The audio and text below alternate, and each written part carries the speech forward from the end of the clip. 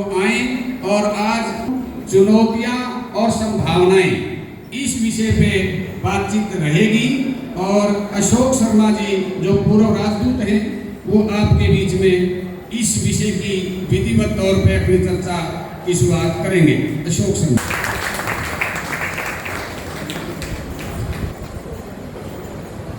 पदासी साथियों और करनाल तथा हरियाणा के विभिन्न भागों से आए हुए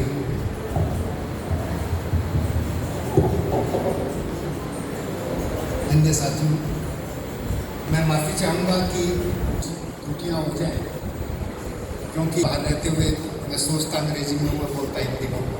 वैसे तो मैं हिंदी मीडियम का पढ़ा हुआ हूँ, पर नौकरी में और उसके बाद ऐसे माहौल में रह के थोड़ी हिंदी मेरी गड़बड़ा गई है। वैसे मैं ट्रांसलेशन की उन शब्दों के अपने साथ लाया। मैं कोशिश करूँगा कि हिंदी में ही मैं आपसे वार्तालाप करूँ।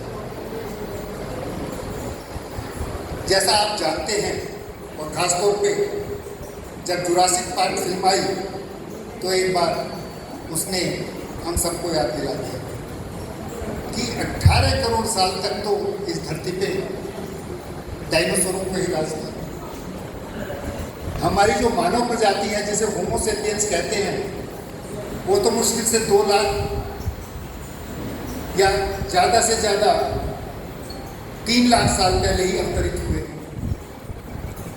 और जिस रूप में हम लोग सीधे होकर चलने वाले मानव प्रजाति के सदस्य जो विद्यमान है इस समय, इनका इतिहास 50 से 70 हज़ार साल से ज़्यादा पुराना नहीं है।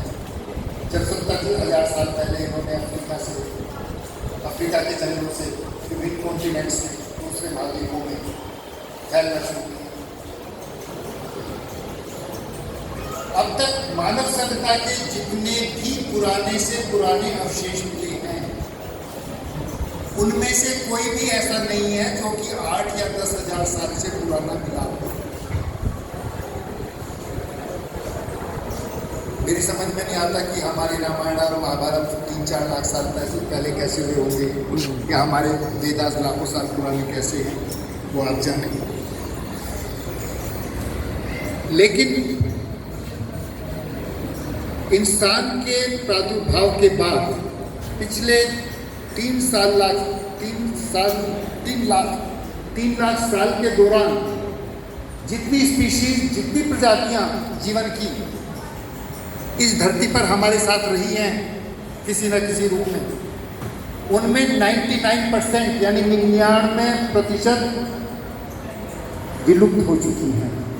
जैसा कि कहा जाता है कि species extinction is not an exception, it is a rule. प्रजातियों का विलुप्त होना ये एक नियम है, ये कोई एक्सेप्शन नहीं है। ऐसा होगा कि एक दिन हम भी, ये सिर्फ वक्त की बात है, 2000 साल, 5000, 50,000 साल बाद, हो सकता है लाखों साल बाद हमारी ये मानव प्रजाति यहाँ से विलुप्त हो जाएगी। तो फिर हम ये गलतफहमी क्यों पाले रखते हैं कि ये दुनिया हमारे लिए बनी है, या हम एक खास तरीके से इस दुनिया में एक खास मकसद के लिए, किसी अलौकिक या ईश्वरीय मकसद के लिए भेजे गए हैं। असलियत तो ये है कि ये सृष्टि हमारे आने से पहले भी थी और हमारे जाने के बाद भी रहेगी। चाहे उसे हम एक इंडिविजुअल की तरह सोचें, एक समाज की तरह से सोचें, या अपनी एक पूरी होमो सेपियंस की यानी मानव की प्रजाति के दृष्टिकोण से देखें।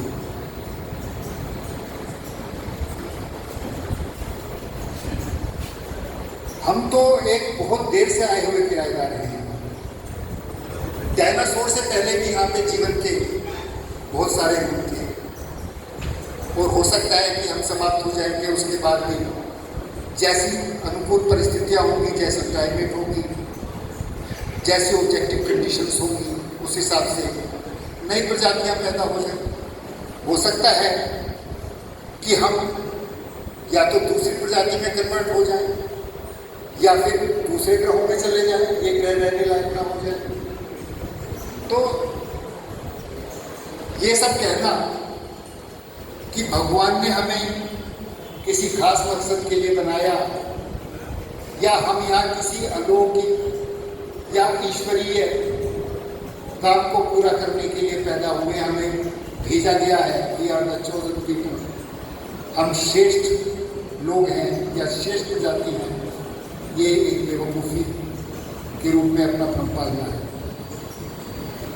जैसा कि फ्रांसीसी दार्शनिक जो थे जॉन पॉल सार्त्रे, उन्होंने कहा था, life doesn't have any a priori meaning, it had no meaning before it came into existence, you have to give it a meaning. मैं हिंदी में आपको बताता हूँ कि उन्होंने कहने की कोशिश की कि जब यहाँ पे जीवन उत्पन्न हुआ इस प्लेनेट पे, इस ग्रह पे, तो ऐसा नहीं था कि उसके पीछे कोई प्लानिंग थी, कोई सोच थी कि हम एक इस तरह की के जीवन को भेज रहे हैं जिसका कुछ मकसद होगा, जिसे कुछ काम करना होगा, या जिसका मीनिंग उसमें ऑलरेडी चिप में डाल दिया गया होगा, जैसे हम कंप्यूटर में डाल देते हैं। It had no meaning before it came into existence. ये जब पैदा हो गया इंसान, जब यहाँ पे लाइफ पैदा होगी तभी उसको कोई मीनिंग मिला, और वो मीनिंग आप लोगों को तय करना है कि लाइफ में क्या मीनिंग है, and the meaning is the purpose you choose. Life का मकसद पहले से किसी कंप्यूटर आप में नहीं डाल दिया गया है, इस लाइफ के मकसद को आपको खुद तय करना है। और ये बहुत अच्छी बात है। अच्छी बात इसलिए है कि आप सोच सकते हैं कि क्या आपके लिए एक व्यक्ति की तरह, एक इंडिविजुअल की तरह, एक समाज की तरह, या एक पूरी मानव प्रजाति की तरह क्या अच्छा है। आप उसको स्टडी करके, उसका अध्ययन करके, अपने एक्सपीरियंस के आधार पे, बाकी समाजों के एक्सपीरियंस के आधार पे आप ये तय कर सकते हैं कि आपको इस जीवन को क्या मकसद देना है, किस तरह का समाज बनाना है, किस तरह का बेहतर वातावरण बनाना है कि एक इंडिविजुअल को और पूरी मानव प्रजाति को एक बेहतर जिंदगी मिल सके। दूसरी बात यह है जो कि हमारे दिमाग में शुरू से भरती जाती है, चाहे वो फिलोसफर्स रहे हो पुराने या धर्म रहे हो, कि भाई ये जीवन तो क्षणभंगुर है, बात सही है, लेकिन हमारे पास यही एक जीवन है, ना तो इससे पहले कुछ था, ना इसके बाद कुछ था। आज तक कोई भी प्रूफ, कोई भी सबूत इस बात